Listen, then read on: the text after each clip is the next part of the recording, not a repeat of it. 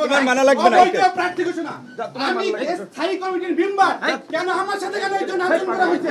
এই পার্টির সর্বপ্রথম গ্রেফতার আমি, আমার সাথে কেন আমার না আরো নেতাদের সাথে বৈষম্য করা হয়েছে? অবৈধ প্রার্থী ঘোষণা মানি না, মানবো না। আমার যে সিনিয়র নেতা কে এই পার্টিতে না, এইটা অন্যায় করা হয়েছে। কোন প্রার্থীর কার্যকতা করা হয়েছে? না, নাইলে মানা হবে না। আপনারা বৈষম্যের কথা বলে আপনারা বৈষম্য করেন। সর্বপ্রথম গ্রেফতার 18 সালে এই মিডিয়া মানুষ ছিল না, মানুষ জানে না। আপনারা পরিকল্পিতভাবে সিনিয়র না, আমার গাজীপুরের তুমি বাইরে যাও। রোজকার সাধারণ খাবার এখন হবে অসাধারণ। প্রাণ স্বাদের মশলা, স্বাদ বাড়ায়, ঘ্রাণ ছড়ায়। আমার সঙ্গে বাংলার মানুষের আমি ঘোষণা হবে, আমি যাব না। আমার নেতাকর্মী গাজীপুর থেকে আসতেছে, আপনারা অবৈধভাবে এই সংগঠনের স্থায়ী কমিটির মেম্বার সর্বপ্রথম গ্রেফতার মাহফুজুর রহমান খান রাশিদ খানের সাথে ভিতরে যাবো কেন?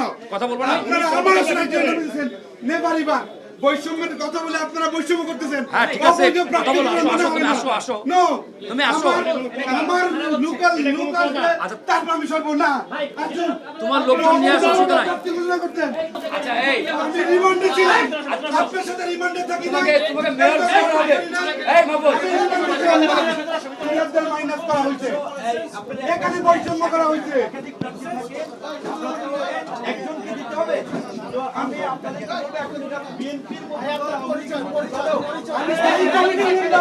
স্থায়ী কমিটির মেম্বার, সর্বপ্রথম এই দল বানাইছি আমি।